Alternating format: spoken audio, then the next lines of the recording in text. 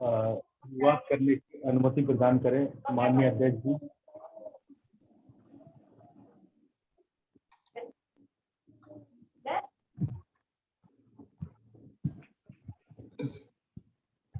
महाता कारुणिक तथागत गौतम बुद्ध, बाबा साहब अम्बेडकर, बहुजन समाज के सभी महापुरुष और आज वेबिनार में भाग ले रहे सभी हमारे उपासक उपासिका और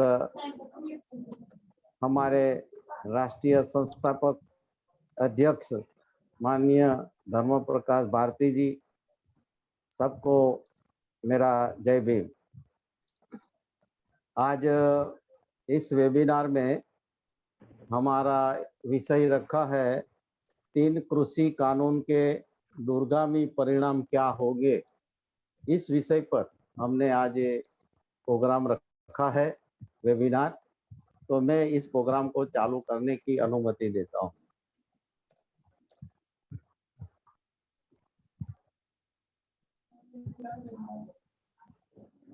धन्यवाद अध्यक्ष जी।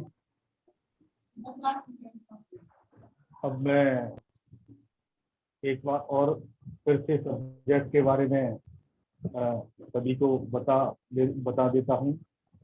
किसान आंदोलन आज हमारा विषय है। 3 कृषि कानून जो वर्तमान सरकार ने लागू किए हैं, उससे हमारे जीवन पर, हमारे समाज पर, हमारे किसान भाइयों पर कितना प्रतिकूल प्रभाव पड़ रहा है, पड़ने जा रहा है, इसी विषय पे आज हमारे बीच में मुख्य अतिथि के रूप में एडवोकेट प्रतिपाल सिंह जी है, जो संयोजक हैं पंजाब से, और विशिष्ट अतिथि के रूप में हमारे राम प्रसाद बौद्ध जी प्रदेश संयोजक है झारखंड से। तो मैं ज़्यादा समय ना लेते हुए, क्योंकि समय का एक घंटा सुनिश्चित है, 1 घंटे में ही अपनी बात सभी साथियों को रखनी है, तो मैं ज़्यादा समय ना लेते हुए आज के विशिष्ट अतिथि राम प्रसाद बौद्ध जी से मैं अनुरोध करता हूं कि वो अपना माइक अनम्यूट करें और विषय पर अपनी चर्चा रखें। राम प्रसाद बौद्ध जी, प्रदेश संयोजक झारखंड।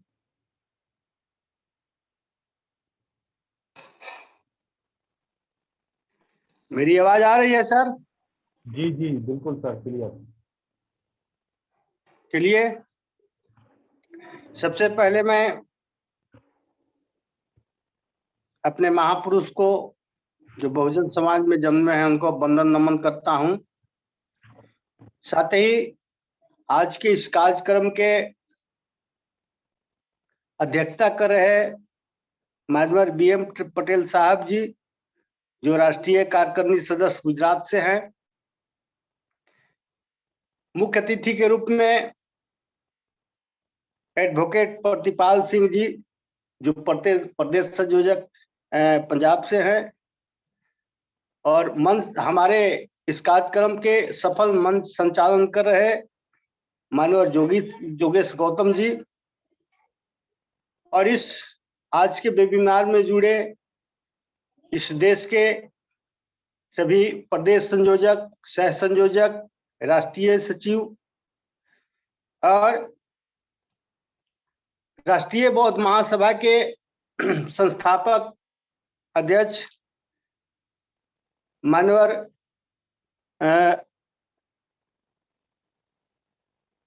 धर्म प्रकाश भारतीय जी, राष्ट्रीय उपाध्यक्ष मास्टर बादल सिंह बौद्ध जी, और इस वेबिनार में जुड़े इस प्रदेश के तमाम साथी धर्म प्रिय बंधुओं को मेरी तरफ से नमो बुधाय जय भीम। आज का जो वेबिनार है उसका मुख्य विषय है कि किसान आंदोलन, जो 3 कृषि कानून भारत सरकार ने लाया है, उस 3 कृषि कानूनों का दुष्परिणाम क्या होगा, इस पर मैं अपना विचार रखता हूं। सबसे तो पहले हम जान लें कि ये 3 जो कृषि कानून हैं वो आखिर कौन कौन से हैं। तो 3 कृषि कानून में पहला है कृषि विपणन कानून, दूसरा है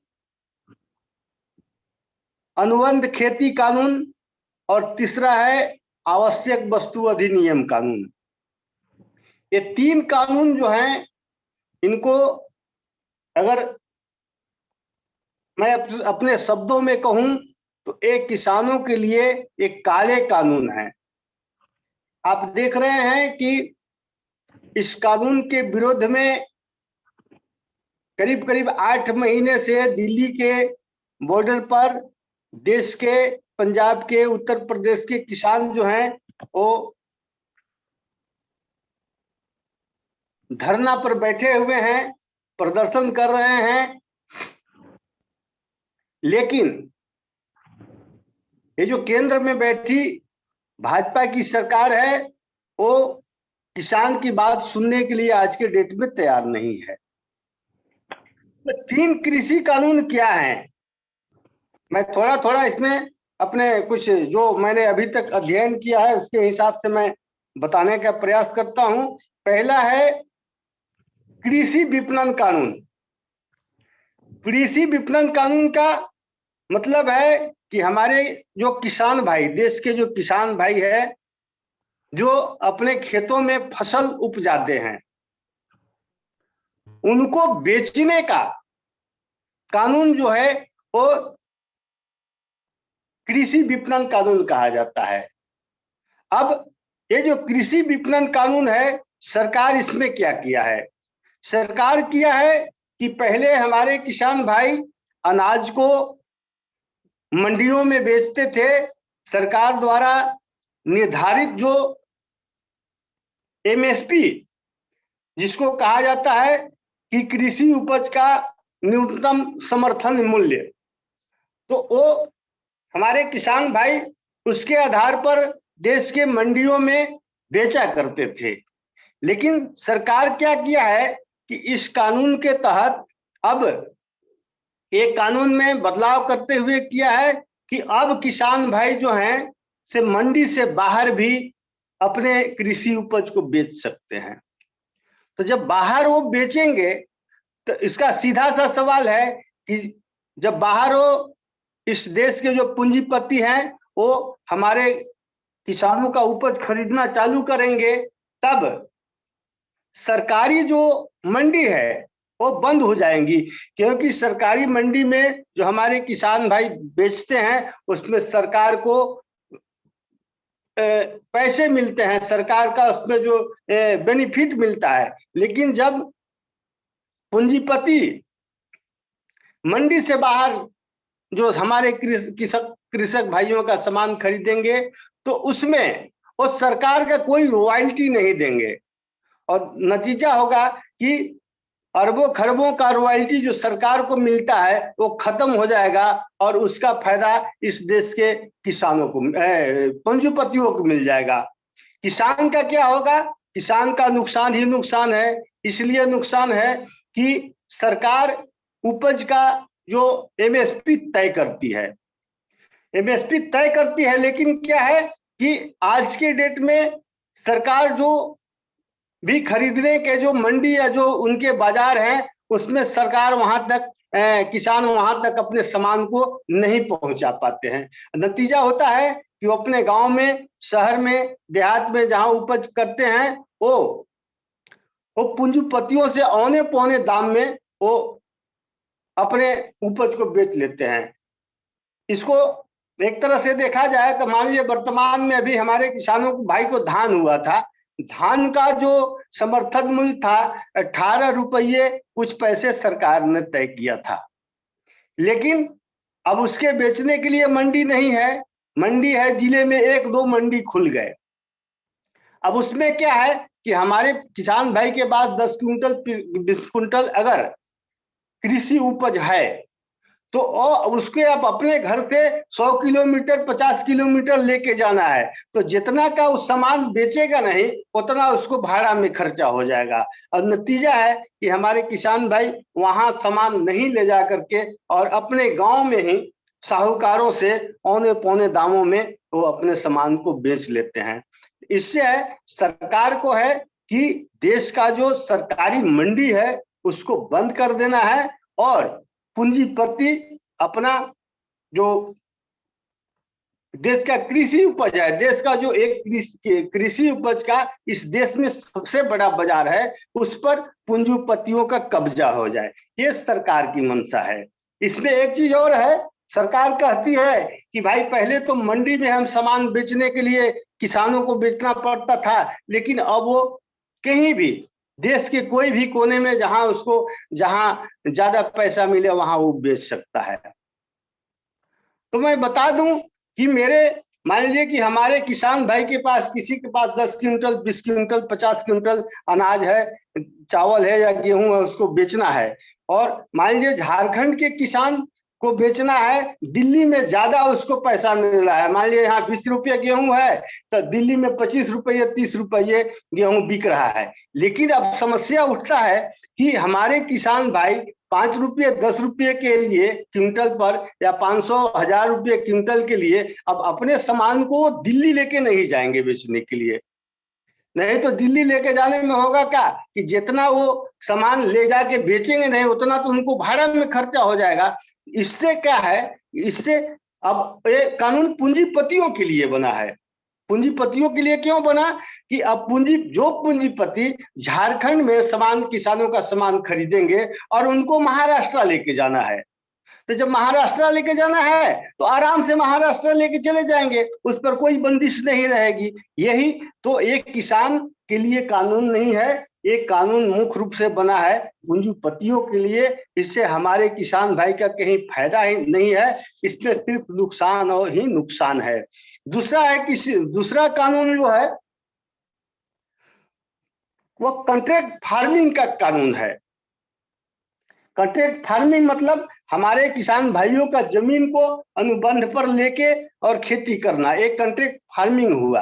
अब इसमें क्या है, कॉन्ट्रैक्ट फार्मिंग में होगा क्या कि जो पूंजीपति लोग हैं हमारे किसान भाई के पास आएंगे, बोलेंगे कि भाई आपके पास कितना जमीन है। हमारे किसान भाई बोलेंगे 2 एकड़, 4 एकड़, 5 एकड़, मान लीजिए 5 एकड़ किसान भाई के पास जमीन है, तो बोलेगा कि भाई आप साल में कितने पैसे कमाते हो अपना किसानी करके। वो बोलेगा जब 5 लाख रुपया हम साल में कमा लेते हैं। तो जब वो 5 लाख रुपया बताता है, तब वो जो साहूकार का आदमी रहेगा, साहूकार जो यहाँ का जो कंपनी का आदमी रहेगा, वो बोलेगा कि भाई आपको हम 6 लाख रुपया देते हैं, तुम हमारे हिसाब से उसमें खेती करो। वो उनका जमीन कॉन्ट्रैक्ट पर वो ले लेगा। कॉन्ट्रैक्ट पर लेने का जब वो ले लेगा तो वो तब क्या होगा, वो बोलेगा कि भाई हम जो आपको बोलते हैं वो फसल पैदा करो। वो फसल उसके कहने से पैदा होगा, उसके लिए वो बीज मुहैया वो कराएगा, उसके लिए खाद मुहैया वो कराएगा, वो जो खेती करने का जो औजार है, जो खेत जोतने का औजार है, वो कंपनी मुहैया कराएगा, और वो फसल का 3 बार जांच करेगा।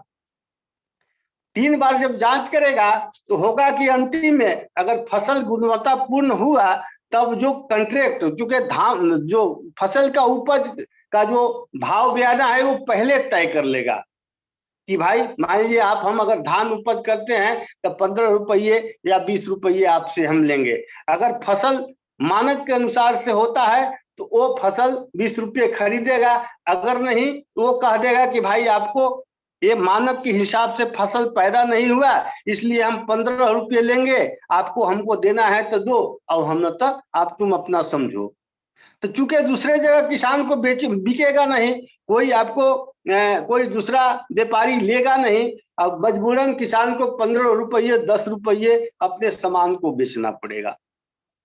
दूसरा चीज हो गया कि हमारे किसान भाई जब अपने जमीन को अनुबंध पर दे देंगे, तब उसमें मान लीजिए वो मक्का का फसल लगाएंगे, और मक्का का जब फसल लगाएंगे तो उसमें अनुबंध करार हो गया है कंपनी के साथ। इसलिए अब वो किसान भाई, जैसे हम लोग आमतौर पर देहात में मक्का उगाते हैं, गन्ना उगाते हैं, तो जब वो खाने लायक हो जाता है तो उसको तोड़ के अपने खाते हैं, अपने हित नाते को भी देते हैं खाने के लिए।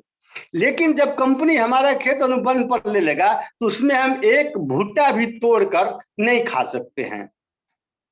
नतीजा होगा, अगर कहीं हम एक भूटा तोड़ के खा लिए तो कंपनी हम पर केस कर देगा, और केस कर देगा तो हमको जितना फायदा होगा नहीं उतना हम एसडीओ के और कलेक्टर के ऑफिस का हम चक्कर काटते रहेंगे। तो इससे होगा क्या कि हमारे किसान भाई जो हैं सो अपने फसल का उपयोग स्वयं नहीं करेंगे। अब जब सारे देश के लोग किसान को क्या बोला जाता है, कंपनी को वो अपने जमीन दे देंगे, तब इनके पास वो पैसा तो देगा लेकिन इनको खाने के लिए अब घर में अनाज नहीं होगा। पैसा 5 लाख की जगह 7 लाख दे देगा, 10 लाख दे देगा, लेकिन पैसा आदमी खा के नहीं रहेगा, तो उनको खाने के लिए भी चाहिए। अब वो कंपनी क्या करेगा, उस फसल को ले जाके अपने स्टोर में, वो जो देश में आप देख रहे हैं कि बड़ा बड़ा गोदाम अभी से बन के उसका तैयार है, अपने गोदाम में वो सामान रख लेगा और सारा अनाज जब वो रख लेगा तब फिर वो अपने मनमाने भाव में उसको वो बेचेगा।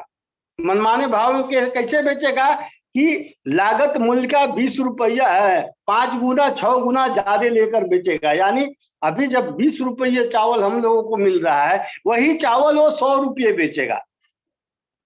जो 20 रुपये 25 रुपये आटा मिल रहा है हमको, वही आटा को वो 100 रुपये 120 रुपये बेचेगा। क्योंकि हमारे पास तो अनाज नहीं है, किसान भाई के अनाज नहीं है, तो मजबूरन अब हमको खाना जब है तो 20 रुपये 25 रुपये हमको है के बदले हमको 100 रुपये वही अनाज खरीदना पड़ेगा। दूसरा चीज है, हमारे वर्ष 1913 में कांग्रेस की जो सरकार थी तो खाद्य सुरक्षा अधिनियम बनाया था, जिसके तहत आज देश में गरीबों को 1 रुपये गेहूं 1 रुपये चावल हमारे यहाँ मिलता है। अब जब वो जो इस देश के जो पूंजीपति हैं हमारे सारे जमीन का ट्रैक्टर पर ले लेंगे, सभी जमीन का फसल वो अपने ले जाएंगे, सरकार के पास तो कुछ बचेगा नहीं। तो फिर क्या होगा कि भाई ये 1 रुपया जो चावल गरीब का मिल रहा है ये आपका मिलना बंद हो जाएगा। जब ये मिलना बंद हो जाएगा तो जो लाखों इस देश में जो डीलर हैं जिनका कुछ रोजगार इस डीलरी करके मिलता है वो चला जाएगा। इस देश में खाद बीज मोटर पार्ट्स और ये मशीनरी जो भी बेचने वाले हैं, जब सारा खेत कॉन्ट्रैक्ट पर ले लेगा यहाँ का पूंजीपति, वो सारे दुकानदार सारे दुकान बंद हो जाएंगे। यानी कहने का मतलब है कि इस देश का एक एक आदमी या तो किसान हो या मजदूर हो या दुकानदार हो या डीलर हो, सभी का रोजगार खत्म हो जाएगा। इसलिए ये जो कृषि कानून है वो इतना खतरनाक है जिसको कुछ कहा नहीं जाएगा। दूसरी बात है कि अब जब ये सारे खत्म हो जाएंगे तब किसान, सरकार बोलती है कि हमारे किसानों का जमीन नहीं जाएगा। जमीन कैसे नहीं जाएगा? जब हमारे किसान भाई को मिलेगा पैसा मिल जाएगा, वो खर्चा कर दिया, लेकिन शादी है ब्याह है अन्य कोई मौके पर कहीं बैंक से हमारे किसान भाई अपने जमीन का कागजात दिखाकर बैंक से लोन लिया करते हैं। लेकिन जब जमीन उस पूंजीपति के हाथ में चला जाएगा, वो कॉन्ट्रैक्ट पर हमारा जमीन ले लेगा, तब बैंक हमको कर्जा भी नहीं देगा, कर्जा हमको नहीं देगा। और वो बैंक वो हमारे जमीन का रसीद दिखाकर वो जो पूंजीपति है अरबों खरबों का कर्जा ले लेगा। अब हमको जरूरत है पैसे की, किसान भाई की जरूरत है पैसे की, वो कहाँ जाएंगे? तो फिर हार थक के उसी पूंजीपति के पास जाएंगे और बोलेंगे कि भाई हमको 1-2 लाख रुपए की जरूरत है। वो पैसा दे देगा, 2 साल 4 साल 5 साल में 2 लाख के 10 लाख बना देगा और बोलेगा कि भाई ऐसे पहले आजादी से पहले ऐसे ही हुआ करते थे। सेठ साहूकार जो है हमारे लोगों को जमीन ऐसे ही औने पौने दामों में कर्जा दे के ले लिया करते थे, और वही सिस्टम आज फिर लागू होने वाला है। वही जो है जो पूंजीपति हमारे लोगों का जमीन ले लेगा, पैसा देगा, जब वो कर्जा नहीं भरेंगे तो बोलेगा कि भाई अब तो तू कर्जा नहीं भर पा रहा है, तुम अपना जो है जमीन हमको लिख दो। अब किसान भाई हमारे मजबूरन उस जमीन को लिख देंगे, ऐसे हमारे किसान भाइयों का जमीन चला जाएगा। तो ये जो कृषि बिल है, आप देख रहे हैं कि 7-8 महीने से किसान जो बैठे हुए हैं वो कौन ऐसे ही नहीं बैठे हैं, इसके दुष्परिणाम को समझ रहे हैं और देश के लोग भी समझ रहे हैं कि इसके लागू होने से इस देश में क्या दुष्परिणाम होने वाले हैं। इसके बाद तीसरा आता है आवश्यक वस्तु अधिनियम। आवश्यक वस्तु अधिनियम नियम क्या है? आवश्यक वस्तु मतलब जो हमारे लोगों को डेली यूज का, खाने का, पीने का, दाल है, चावल है, आटा है, सोडा है, साबुन है, तेल है, मसाला है, इसको प्याज है, लहसुन है, हल्दी है, इसको आवश्यक वस्तु अधिनियम कहा जाता है। आवश्यक वस्तु नियम अधिनियम को अब कैसे सरकार बदलाव किया? पहले था कि किसी भी उपज का इस देश में जो सेठ साहूकार हैं, जो भंडारण करते हैं, तो उनकी क्षमता के हिसाब से उनको लाइसेंस दिया जाता था कि भाई आप इतने गेहूं, इतने चावल, इतने प्याज, इतने क्विंटल या 100 क्विंटल, 1000 क्विंटल आप अपना भंडारण कर सकते हो। अगर इससे ज्यादा किया तो इससे ज्यादा भंडारण करने पर फिर आपको कानूनी कार्रवाई होगी, आप पर केस हो जाएगा। इसमें हम लोगों ने, सभी लोगों ने देखा है कि काला बाजारी के तहत हम लोग को देखा पेपर में और न्यूज में देखते हैं कि भाई फलाने साहूकार के पास इतने प्याज, इतने गेहूं, इतने चावल बरामद हुए, औकात से या कैपेसिटी से ज्यादा।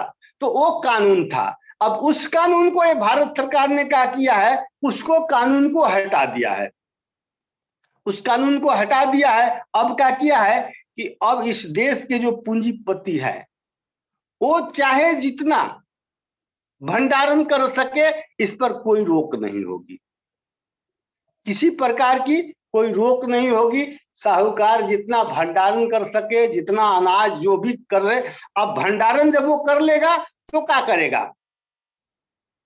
सारे जब कृषि उपज या जो भी आवश्यक सामान है उनके पास जब वो चल जाएंगे तो क्या करेगा?